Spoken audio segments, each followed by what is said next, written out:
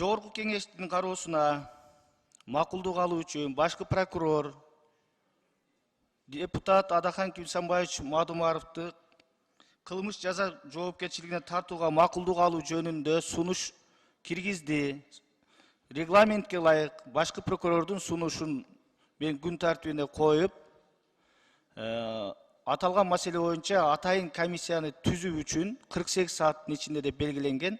Ошол маселени мен добушка коюп атам. Бүгүн күн тартибинде кезексиз карап коелу деп. Түшүнүктүү болду эми? Түшүнүктүү болсо, анда аталган сунушка добуш бериңиздер күн тартибине киргизүү боюнча. Күн тартибине кирди. Урматтуу депутаттар, бул жерде сиздер туура түшүнүңүздөр, күн тартибине киргизүү боюнча сөз болуп атат. 5-чи микрофон. Бүтүн Кыргызстан Мадумаров. Эмне маселе боюнча экен? Мындай бир депутаттарга жарыялап койсо болобу, же жашыруун сыр экен? Эмне маселе боюнча экен? Кайсы маселенин негизинде экен?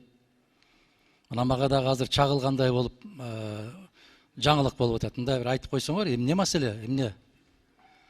Аба кыргыз абасынан жутуп атат деген маселеси бар экен, же суусун ичип коюп атат деген эмне маселе экен? Же көп сүйлөп атат дегенби?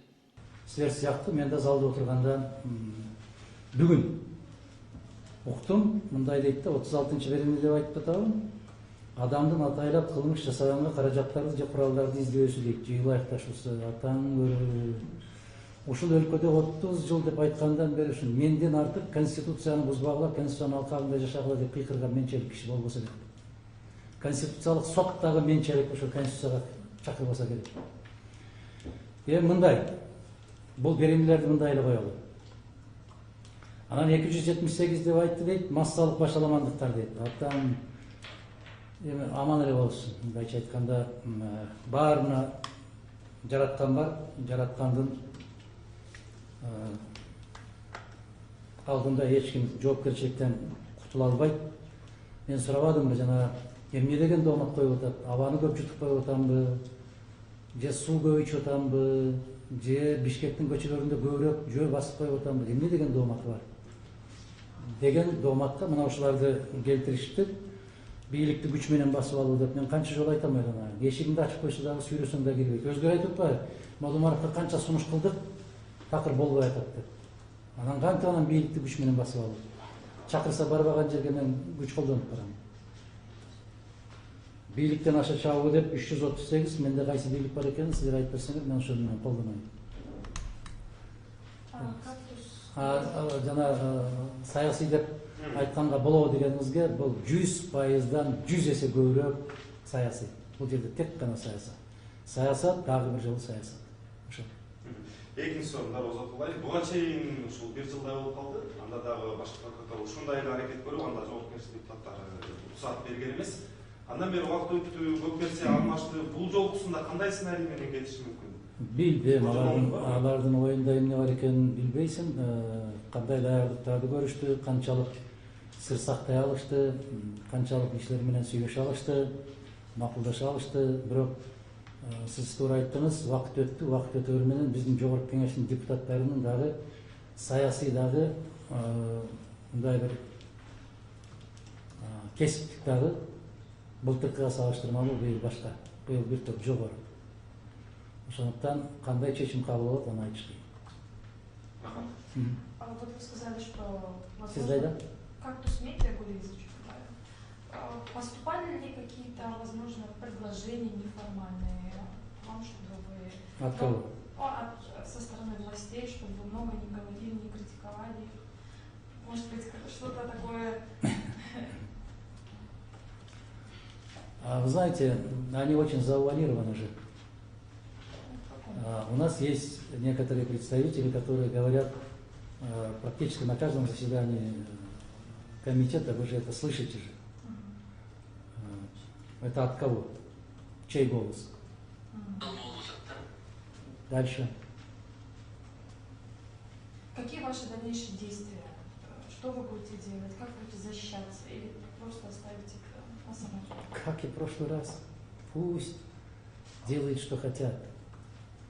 Пусть делают. Пока на что у них сил хватает. пускай действует. Пускай всему придет конец. Есть предположение, что вас могут задержать. Вы готовы к этому? На все я готов. Человек, когда рождается, он должен быть на все готов. Когда человек идет в политику, он должен быть готов на все. Когда человек делает бизнес, и он должен. Человек делает, если журналистикой занимается, и он должен быть готов. Все должны быть готовы. Аида Жмаша, 24 Киргиз. Адахан Кирцамбаевич, скажите, пожалуйста, вы говорите, что это связано как бы с политикой, да, уголовное дело и так далее, но связано ли это, получается, с тем, с вашим мнением и с вашим голосом по Киргизбаду, и если есть предпосылки к этому, да, то есть говорили о том, что Исхак Абсаматович тоже должен проходить по этому делу, то есть ему не предъявляли никаких... Ну, Исхак Абсаматович, я не знаю, предъявляли или нет. Если да, тогда сегодня должны были озвучить. Безусловно, и не только кемпировать.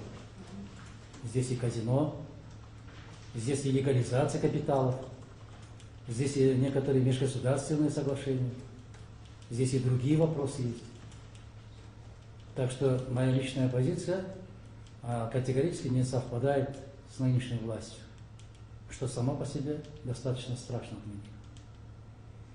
И каждый день говорит о тех недостатках, о тех нарушениях Конституции, для них это как бельмо в глазах. Последний пример вам по 44-й статье Конституции, что на опережение сработали, но опять-таки очень безграмотно подготовили ответ и разъяснение Конституционного суда. Говорит, тогда, когда у государства появится возможность, он имел в виду вот так они же толковали 44-ю статью Конституции, но при этом есть закон о введении в действие Конституции. Там четко написано, что данная статья, именно 44-я статья, часть 3, вступает в силу с 1 января 2023 года. Это четкое указание. А вас еще не вызывали никуда? Куда? Если вы помните, буквально 2-3 дня назад Конституционный суд какое-то объяснение давал, что возбуждение уголовного дела не потребует согласия парламента. Помните, да? Буквально 2-3 дня назад. Это лично для Мадумарова было подготовлено. Вот этот Конституционный суд на сегодняшний день, к сожалению, к большому сожалению, она тоже превращается в инструмент воздействия, в инструмент давления в руках власти. Мы можем говорить о том, что